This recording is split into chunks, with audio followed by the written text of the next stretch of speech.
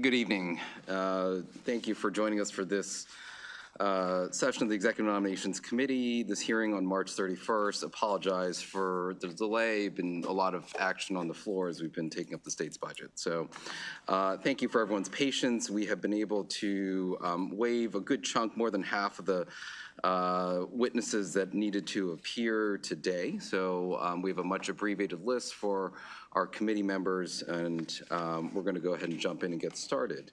We're going to start with a judge, and so we will have counsel swear in the nominee for Cecil County District Court, District 3. This is Denise Winston, constituent of District 36. And Senator Hershey could not make it here, so I'm going to go ahead and read the introduction, and then you'll swear in the nominee. And so this is a letter of support from Senator Hershey, who could not be here this evening. He writes in part, writing to express my support for the nomination of Denise Winston as judge of District Court of Maryland, District 3, Cecil County. She has spent over 2 decades of her career serving the people of Maryland in the Office of the Public Defender. Ms. Winston has earned a Bachelor of Science from Norfolk State University and her law degree from Regent University. Her extensive experience as a trial attorney for high-profile felony cases in both the circuit and district courts for Baltimore City and Cecil County have provided her with a profound understanding of the judicial system and the complexities of the law. Her work has demonstrated a commitment to fairness, integrity, and the rights of all individuals who come before the court. In addition to her legal experience, Ms. Winston has served communities as a teacher and supervisor of opportunity projects. I support this qualified nominee for appointment to the District Court of Cecil County, District 3, and ask for favorable support of this committee.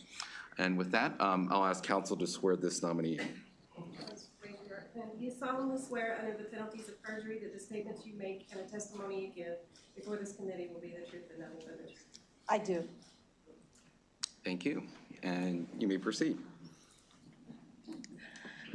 Chair Lamb, Chair Senator Lamb, Vice Chair Senator Muse, and Senator President Bill Ferguson. Good evening. First, let me say that I am truly, truly honored to be here this evening. Let me take a moment to thank Governor Wes Moore for this appointment. I am truly excited. I'm eager. I'm ready for the challenge of the job. And it will be my honor and my pleasure to uphold the laws of the state of Maryland. And if I could just thank one last person, and that is someone who's just been my rock throughout this whole entire process, someone who I could not be here but for his support, and that is Darryl Burrell, and I would like to thank him. And I just want you to know that I intend to do the best job that I can for the residents of Cecil County and for the state of Maryland. I am ready for this position. I am eager, and I can't wait to get started. At this time, I would welcome any questions that you would have. Are there any questions from the committee for this nominee? Seeing none, thank you so much. We appreciate your time this evening. Thank you very much. You came on a good night when we're all tired. The gods are listening. Thank you very much. All right. I see we have some senators here that are not on the committee, so we're going to try to get to those folks first. We're going to move next to nominee number 6, and this is Aaron Foreman, a constituent of District 9, Senator Hester, for the Maryland Healthcare Commission. Thank you, Mr. Chair, members of the committee. For the record, Senator Katie Fry Hester. Tonight, it is my pleasure to introduce Aaron Foreman, an exceptional nominee for the Maryland Healthcare Commission. With 15 years of experience in healthcare strategy and as the Vice President and Deputy Chief of Staff at Care First Blue Cross Blue Shield, he has played a pivotal role in integrating social determinants of health into corporate strategy and advancing cost savings initiatives across Maryland's healthcare system. Beyond his professional achievements, Mr. Foreman is a dedicated advocate for healthcare equity. He serves on the Executive Committee of Healthcare for the Homeless and has been a leader within Healthcare Financial Management Association of Maryland. His vast experience, strategic vision, and passion for healthcare will be an invaluable asset to the state. And with that, I'd like to thank him for his service and turn it over to Mr. Foreman. Thank you very much, Ms. Thank you, Senator Hester. Good evening. Thank you all. Thank you to the Executive Nominations Committee for your time and consideration this evening. Thank you to Governor Moore and the Appointments Office, Secretary Edwards, for your consideration as well, and Senate President Ferguson, Senator Lamb, Chair Lamb, and Vice Chair Muse. Appreciate the time this evening. I'll keep it brief. The healthcare is at a crucial moment in this state right now. So while I consider it a privilege to be able to participate in this commission, I also take seriously the responsibility that I have. With that, I'll just thank you all again and take any questions you may have. Are there any questions for this nominee? All right, seeing none, thank you so much. We appreciate your time this evening. Next, we're going to proceed to nominee number 21. This is a constituent of Senator Waldstreicher in District 18. This is for the University System Maryland Board of Regents, and the nominee is Sherry Nadine Blount. Thank you, Mr. Chairman, Mr. Vice Chair, members of the committee. Sherry Blount is a world-renowned IP attorney at the law firm of Fitch Even, where she serves as a partner. Ms. Blount focuses on advising Fortune 500, Fortune 100 companies related to brands, copyrights, licensing agreements, software content licensing, privacy compliance, technology development, and technology transfer. She is perhaps best known for her tenure at PBS, where she served as vice president. Before that, she was a partner at Morrison & Foerster. I went to law school on the West Coast.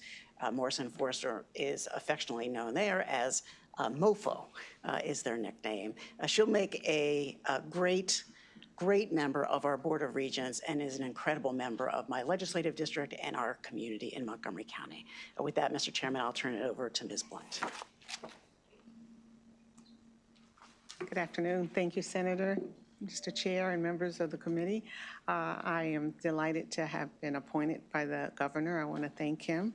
I will take this responsibility very seriously. I'm looking forward to working with the other members of the Board of Regents. And I just want to actually acknowledge my husband, who's been here too, who's been supportive of me and will have to support me throughout this tenure on the Board of Regents. And I'm happy to take any questions. Thank you. Are there any questions for this nominee? Senator Sidnor. Good evening. Good evening. Are you were appointed, so this is just a confirmation. So how long have you served? Oh, no, I You haven't been on at all? No. I'm just being nominated, and Okay. the appointment would start July 1. Okay.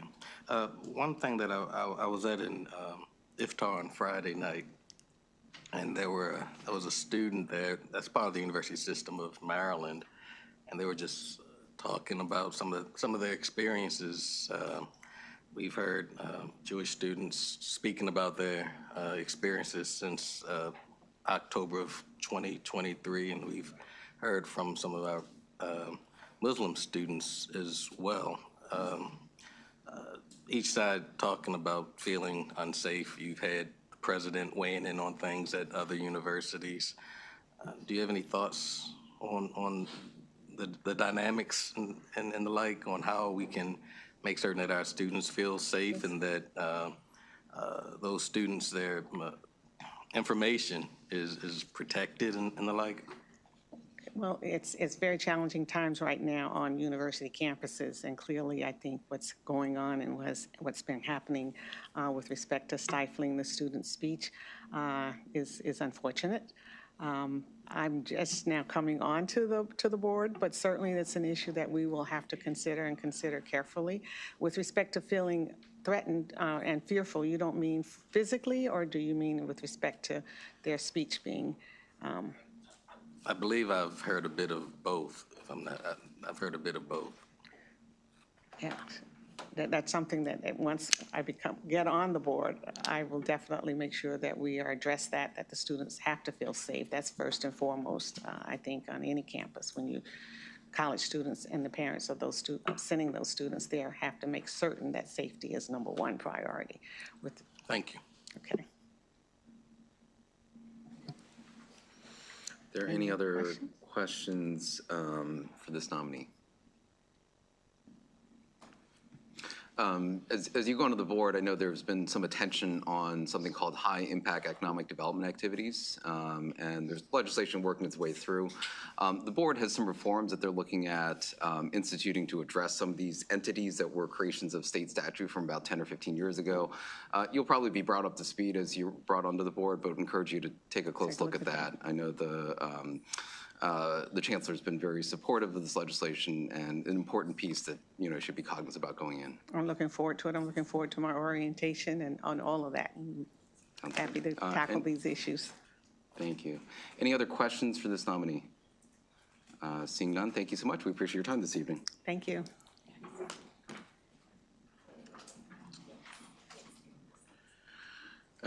Next, we're going to go to nominee number 16. This is a constituent of District 41, Senator Attar. This is Mr. Eddie Hawkins Jr.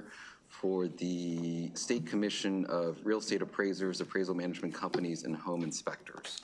Thank you, Mr. Chair and members. Good evening. This evening, I have the honor to present to you Mr. Eddie Hawkins, a constituent of mine. He is a lifelong public servant who has dedicated his career to serving both local and state communities in various appointed roles. As a passionate realtor, Eddie is committed to helping Maryland families, particularly in Baltimore City and surrounding areas, find their homes. Outside of his professional life, Eddie devotes his time to mentoring youth in Baltimore, cherishing moments with his family, and caring for his aging grandparents. And I therefore, without further ado, present Mr. Eddie Hawkins. Chairman Lamb, Vice Chairman Muse, President Ferguson, Senator Hayes, Senator Attar, thank you very much for this opportunity. I'm looking forward to serving, and I open the floor to any questions you may have. Any questions for this nominee? Oh, Senator Hayes. Okay. Thank you, Mr. Chair. No, really quickly. I've known Eddie for quite a long time and have served with him in various capacities. As you all know, this real estate appraisal board is very important to me here in the state of Maryland due to the racial bias and other things that we face here in the state as it relates to our appraisals. And so I know that you're up for the task and looking forward to your service on this very prestigious commission. So would like to just lend my support in support of the nomination, Mr. Chair. Thank you. Thank you. Any other questions for this nominee? Senator Sidmore. What high school did you go to? City forever. The best school, right?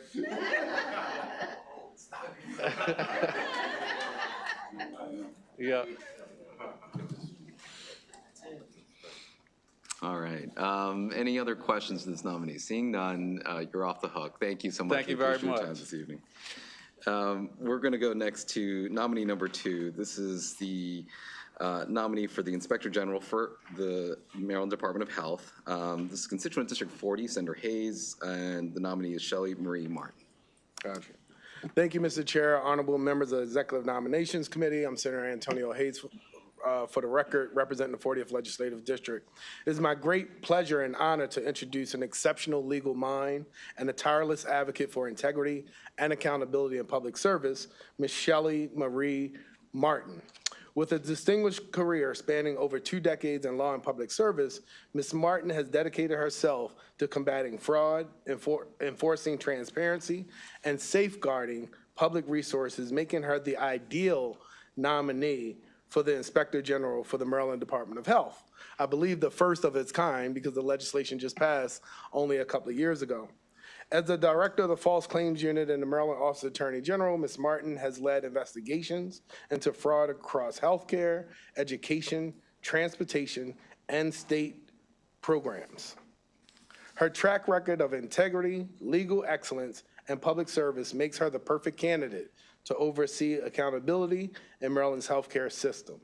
I'm confident that as Inspector General, Ms. Martin will bring unwavering dedication, fairness, and expertise to this critical role. It's with great confidence that I present Ms. Martin for your consideration.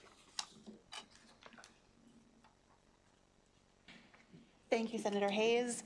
Thank you, Mr. Chairman, Mr. Vice Chair, and Mr. President. I would also like to thank Governor Moore, Attorney General Brown, and Treasurer Davis for the nomination. I am awed that they are entrusting me with such a significant responsibility, and I cannot wait to get started. And with that, I'm happy to answer any questions that you may have. Senator Croza. Thank you, Mr. Chair. Ms. Martin, I first want to thank you. You made an extra effort so we could meet on a crazy day today, so thank you for that.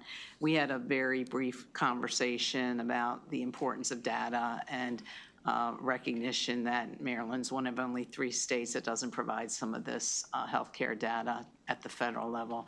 And knowing that, that there may be future legislation that would require the states to provide that information. We had a brief conversation about maybe doing that under Maryland's own terms. So just wanted to let you know I look forward to following up with you in the future about that. And if you wanted to comment on it. Well, thank you. I look forward to working with you. Any data that is ultimately owed to the federal government, I think the state does need to take seriously, as there is ultimately the possibility of funding being denied, and we do not want that to happen. But we also want to make sure that it is in compliance with Maryland law for any applicable data privacy concerns that the state may have. Any further questions? Just one point that I wanted to bring up. This is an issue that's come up before the Maryland Department of Health and been brought to our attention. I think issues that are brought before to the IG's office are supposed to have an initial read by the Inspector General within 60 days as to whether or not they would take up that concern or not. And I think the department's had some concern that up to this point that hasn't actually been taking place. So as you go into your new role, hopefully if you're confirmed, you'll be able to take a look at that and just be cognizant about that process to be able to get back to the department about whether those cases that are being reported to you, you would proceed to investigate further within those 60 days or not. Yes, I will certainly look into that. It is my understanding that there are a few things that were envisioned when the statute was passed that have not happened yet. So that will be one of the first priorities, is to make sure those things get done. And you'll be the first appointed Inspector General? Yes. Consent and confirm? That's correct. Okay. Any further questions for this nominee? Seeing none, thank you so much. We appreciate your time this evening. Thank you. Next, we're going to go to Mr. Colin Frazier, who's a constituent of District 32, and Senator Beidel will introduce them for the Maryland Police Training and Standards Commission.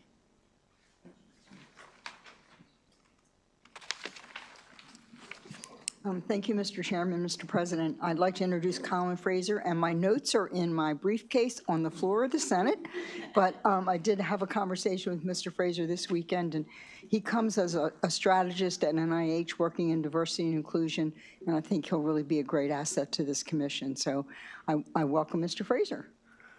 Nice to meet you. Senators Lamb, Muse, and Bill Ferguson. Also, want to give a shout out to Wes Moore, and thank you, Senator Will Smith. Anxious to start this, and any questions you all may have?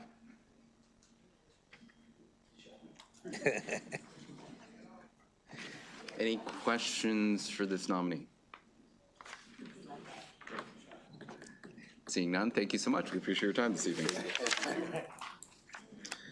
Next, we're going to go to nominee number 3, and this is Latara Harris for the Maryland Aviation Commission, a constituent District 23. Senator Watson could not be here this evening, so Senator Augustine will do the introduction for you. It is an upgrade for me, for sure. I'm upgraded to the 23rd. I'm Senator Malcolm Augustine here. Because Senator Watson, we had a busy night tonight, so he could not be here, but I am very proud to introduce Latara Harris, who is a dedicated professional with more than 30 years of experience leading successful businesses, increasing capacity, revenue, and demand. She's an exemplary scholar who has earned her bachelor's in communications from Bowie State University and her master's in business administration from the University of Maryland. Over the years, she has consistently demonstrated outstanding leadership and innovation in leading teams within both the nonprofit and for-profit sectors. Latara's ability to strategically plan and develop innovative, data-driven policies has not only contributed to the success of the businesses she is a part of, but has also made a lasting impact on the community and the industry as a whole. Latara is an exceptional candidate for this appointment to the Maryland Aviation Commission, and I proudly introduce her and ask for your favorable consideration. Thank you. Thank you so much. Good evening, Senator Ferguson, Senator Lamb, Senator Muse. I stand before you all. Prince George is proud, and so many other friends around the table. Oh my gosh, I won't get into all of the names here, but I want to thank you for this opportunity. I am here for serving and being a part of this incredible state that we have, and I want to thank Governor Moore as well for having me here. Hi, Senator McCray and everyone else. With that, I'll take any questions that you all might have. Senator Carozza. Thank you, Mr. Chair. Ms. Harris, welcome. Thank you. I was interested, in my district, I have Salisbury Regional Airport. I have then some smaller ones like Crisfield and Ocean City. What are your views as far as these airports being economic drivers for the state? Oh, I love that. The shore, I guess we consider the lower shore, and wherever it might be, we need to make sure that we're creating opportunities across the board, from Oakland to Ocean City, to make sure that we are investing and creating opportunities. So you are a priority for me. I spent a lot of time there when I was doing education reform, so Crisfield and all the wonderful work that you're doing down there, but we will absolutely make sure that it's just as important, and we're keeping you all a focus as well. Thank you. Absolutely. Senator McCray. Thank you, Ms. Harris. It's always good to see you. I just wanted to lean in and say one of the most important jobs that I see you all the time is with Mom, the title Mom. Oh, she got it. Okay. I was going to say hi to him next, but. And it's just always good to see you not outside the basketball court. Thank you. With that, Senator McCray, I do want to make sure that I am saying hi to my youngest, Christian Harris. Please stand. Brought him here. He's one of 4, and my children are just so incredibly important to me. So thank you. Any other questions for this nominee? As you go onto the Aviation Commission board, there have been certain communities across the state that have probably borne the brunt of a lot of airport noise from BWI Airport. I've read. So I'm sure you'll be brought up to speed on this as you join the commission, but something to certainly be cognizant about. I know a lot of concerns in areas that I represent in Howard County, kind of around the Columbia, Ellicott City, Elk Ridge area, but also northern Anne Arundel County, also extending down here to Annapolis as well. So you'll hear more about it, but as the commission is both kind of the regulator and the promoter of BWI Airport, just a lot of kind of competing interests to kind of weigh, and hope you'll take those into account. Appreciate that, Senator Lamb. I was actually reading some of the agenda, the notes from the past meetings as I was kind of getting up to speed, and I see a lot on noise. So I really appreciate that. Thank you. And I'll be coming to your office as well for questions. Sounds good. Thank you. Any other questions for this nominee? Seeing none, thank you so much. We appreciate your time this evening. Next, we're going to go to Ms. Shalonda Diane Stokes, who is a constituent District 46 of President Ferguson, and this is for the Maryland Public-Private Partnership Marketing Corporation Board of Directors.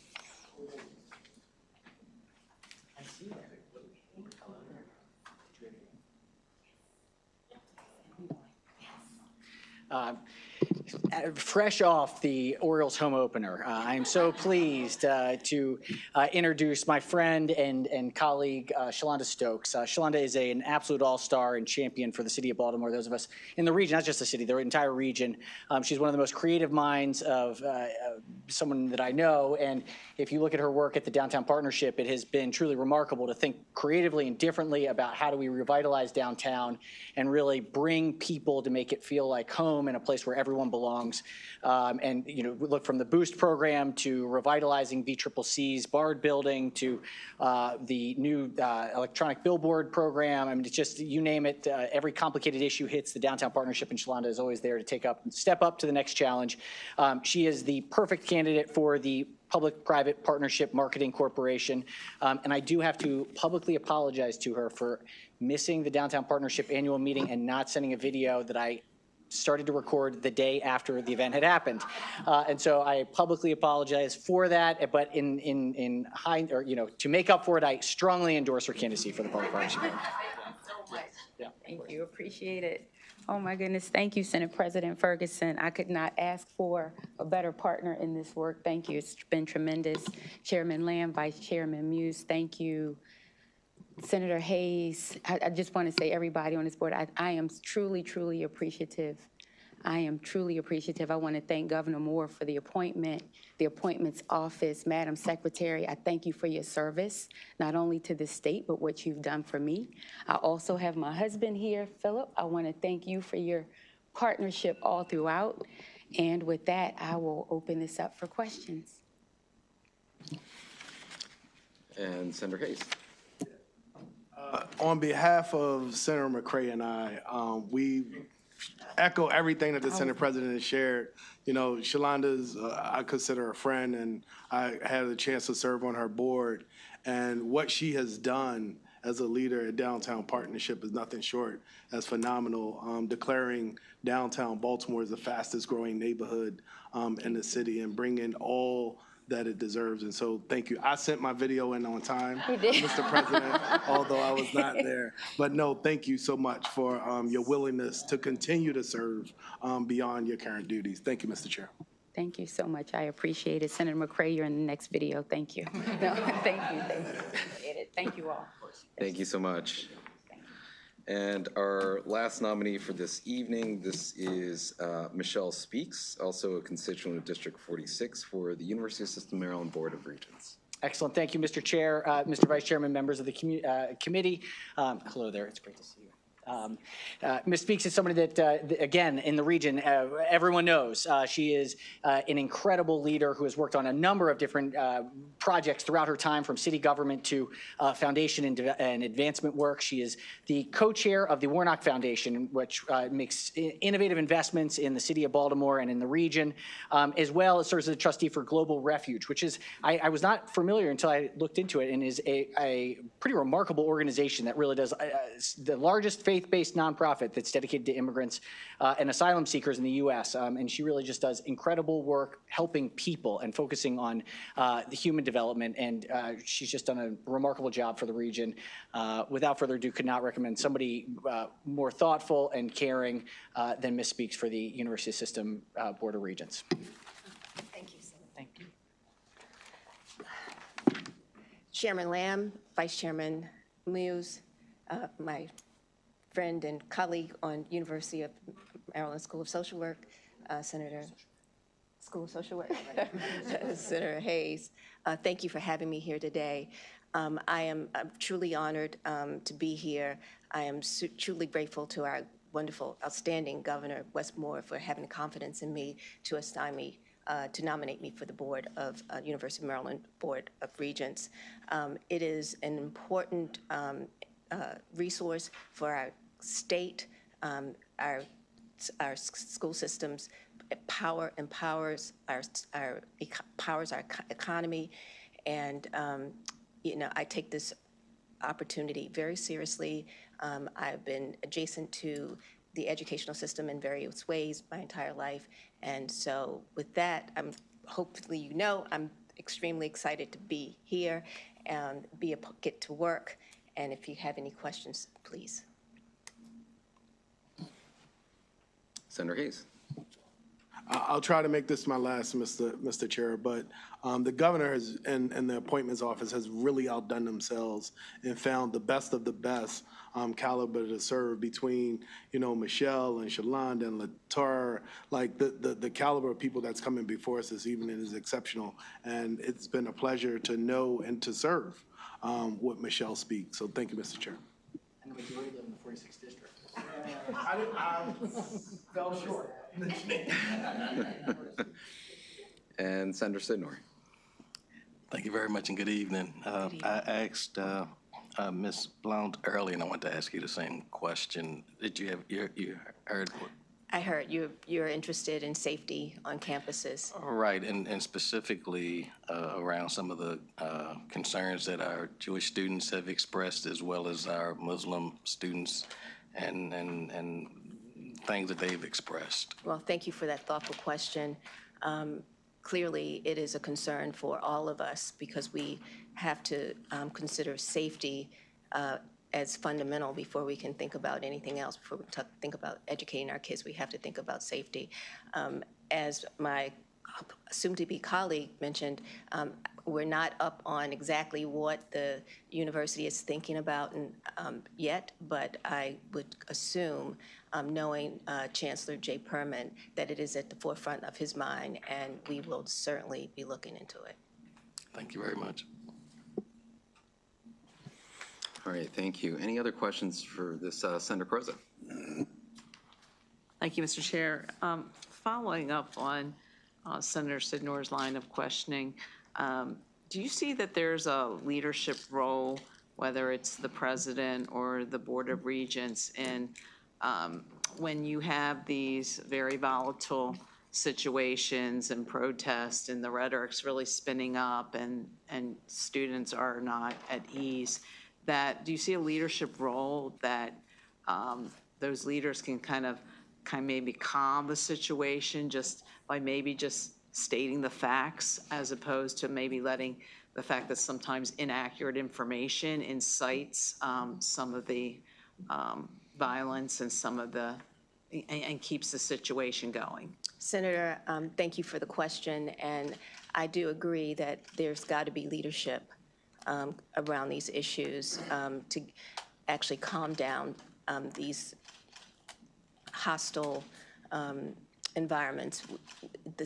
It will require leadership to sit and talk with the students. It's going to require talking with faculty. It's going to require getting people together and coming to some common understanding. We all want, the same things for ourselves. We want our families our kids to be educated. We want our kids to be able to go to schools in safe environments. And I think that the leadership has to sit down with all parties and ensure that we are talking to each other, not talking at each other. Would you agree then that the leadership would also involve maybe public comments as well as just one-on-one meetings? Public comments in that sometimes leaders, by setting a tone, can calm a situation. I do believe that leaders set tones, but I also believe that as leaders, we have to be in agreement of how we handle a situation. Okay. I think that that's important, that we all be on the same page. Okay, thank you. Any other questions for this nominee? If not, just wanted to, as you step down and hopefully are able to be confirmed to the USM board, we've been hearing increasing incidences of students around the country at different higher education institutions being picked up by federal agents.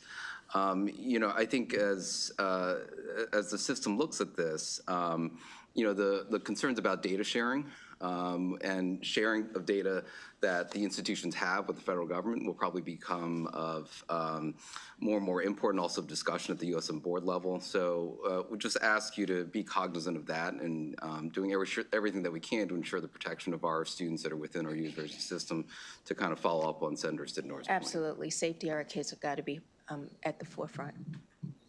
Any other questions for this nominee? Seeing none, thank you so much. We appreciate your time this evening. Thank you for having me.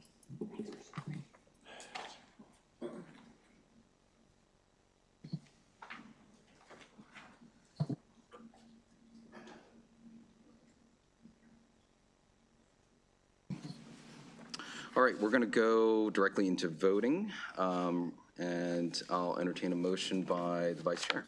The motion will be to move to approve the full list except S4. Second.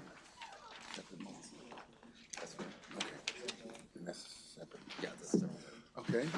All right, so we have a motion to approve of all of the nominees that appear in your list except for S4. And it's been properly seconded. Any discussion? Seeing none. Are you going to bring others up or no? Yeah, separate. All those in favor of approving everyone on the list except S4? Any opposed?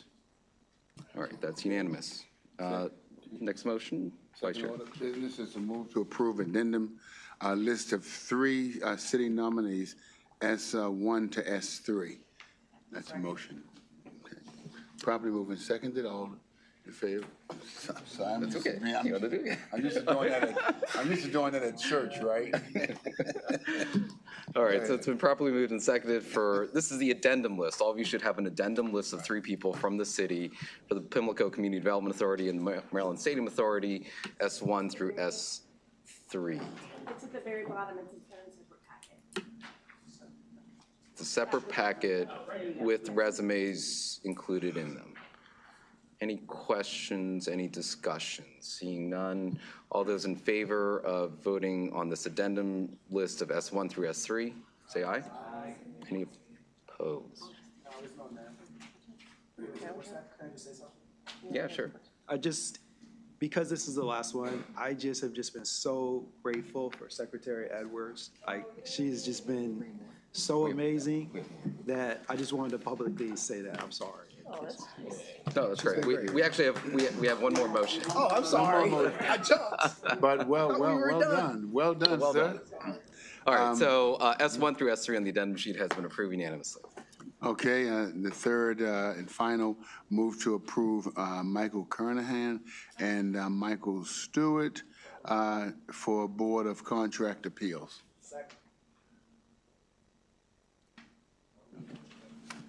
These were folks that were held previously on a prior meeting. Right. Senator McKay. Does that catch all of those have been held? So there isn't anybody that's still out there? No. That's not an exhaustive list of everyone that's been held. It's not an exhaustive. So what happens then? Do they become reset appointments from the governor because we're not in session or we're not, or they just won't get appointed? Right. They can be reappointed after session and recess. Right. As a recess appointment, okay. And they would come back in January. Right. And my last thing to you, Mr. Chair, is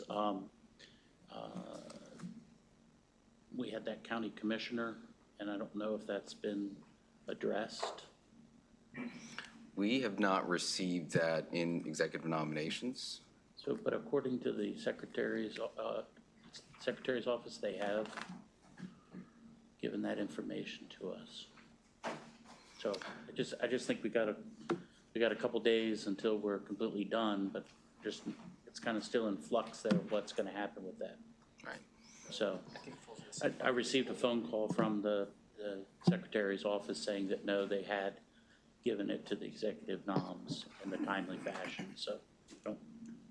Right, it was not received in a timely fashion, has not been received by executive nominations. It would probably fall into the same category as a holdover. Okay. Well, just for record, I received a voicemail that says that it was received. It was received. So we'll work it out. It's not the problem. I'm just trying to make sure that the trains are all operating on time. So thank you. Sounds good. Thank you. So we have a motion to move forward with the 2 Board of Contract Appeals nominees. It's been properly seconded. Any further? Senator Reedy. I'm going to want to vote no on one of the appointees. Okay. Mr. Carnahan. I'm just. Separate it out? Sure. Separate it out? Yeah, okay. please. All right, so we are going to only vote on one of the nominees currently. This is number 10, who, just as a reminder, everyone, is Mr. Michael Stewart for the Board of Contract Appeals. Probably moved and seconded. All those in favor of Mr. Stewart's nomination to Board of Contract Appeals, say aye. Aye. Any opposed? Seeing none, he is approved. And then lastly, we were requested to separate out, this is Mr. Michael Carnahan for the Board of Contract Appeals. Properly moved and seconded. All those in favor say aye. Any opposed? So for the record, Senator Reedy is opposed. And we have a question from Senator Vital. Are we finished that? Yes. Someone held S4 today. Is that, we never voted that one, correct? We did not. That was a request of the senator that represents that district, and everything has been worked out. Okay. And then today we had a message from the governor's office on 2 appointments for Baltimore City. Are we going to vote those now? We just did that with the addendum. Pardon me? The addendum just did those. The addendum did those. Okay, thank you. Those folks are good. This theoretically, hopefully, should be the last hearing of the Executive Nominations Committee this session. I do want to thank a few people before we all adjourn. I want to, Senator Hayes. Me first. All right. Well, I do want to thank our committee staff. They've been working tirelessly this afternoon. Both trying to figure out who is here and then sending folks home and waving them. And I know they've been working really, really hard. So committee staff of Mindy McConville and also Sydney Paschal, who's a new addition. Appreciate both of your efforts. We also have committee counsel in Charity Scott, who've been tremendous in being able to make this committee run very smoothly, and also want to thank my vice chair as well. We have our appointments office staff, and they have done yeoman's work in being able to review and look through nominees and conducting background checks and vetting over 300 appointments this session. So another tremendous body of work being done by the appointments office staff.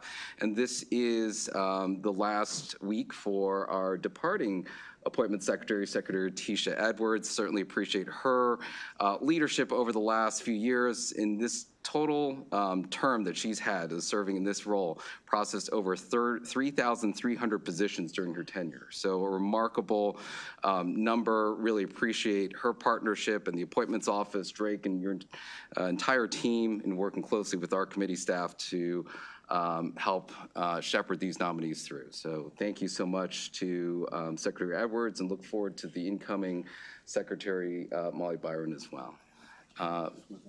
Vice Chair. While we're thanking everybody for the hard work, I think our chairman did a yeoman's job. He did a great job. Want to hear it for him as well. Thank you. Senator Hayes. Again, Mr. Chair, Secretary of Appointments serve as my constituent in the 40th District, and I would consider a friend. As I said earlier, the governor has had some very, very exceptional leaders to be appointed to the various boards and commissions and heads of agencies. And a large part of that is due to the wonderful team that the Secretary of Appointments have put together. I've seen, a lot of diversity, geographic, ethnic, all across the board. And so just want to, again, echo your words and thanking her for her service and her contributions to this executive appointments process. Thank you, Mr. Chair. Thank you. Ms. President. Very briefly, just when I did the sentiment, Secretary Edwards and I go way back, way back in the way back times before when we worked together at the school system for Dr. Andres Alonso, and she has been someone that I've learned from throughout my 20 years in professional service in different ways, and has been a close family friend as well as colleague, and I'm just so thankful for her service and look forward to working with her in her newest capacity as that moves forward. So thank you, Madam Secretary. Thank you. All right, Senator Sidnor. I'd like to ditto that, and I think I can go even further back than the president, because Tisha and I went to law school together. And when she first came to Baltimore, I remember taking her on a trip around Baltimore.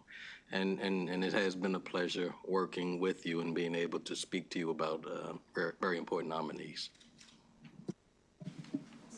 Thank you. It's really bittersweet.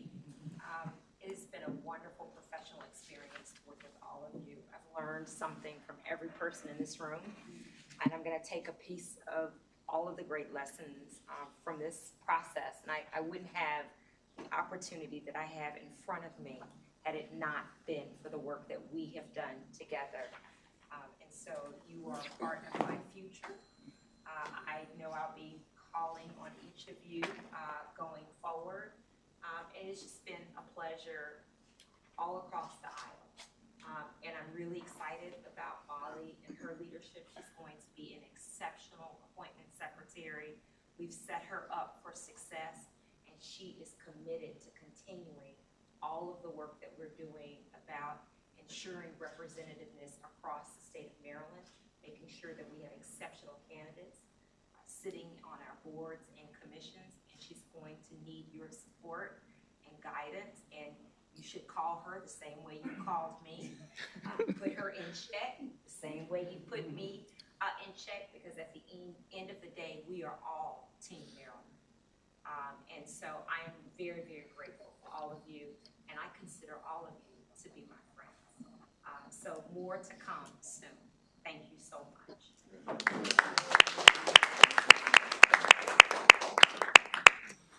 Thank you so much, Secretary Edwards. We really appreciate your leadership and wish you all the best in your future role.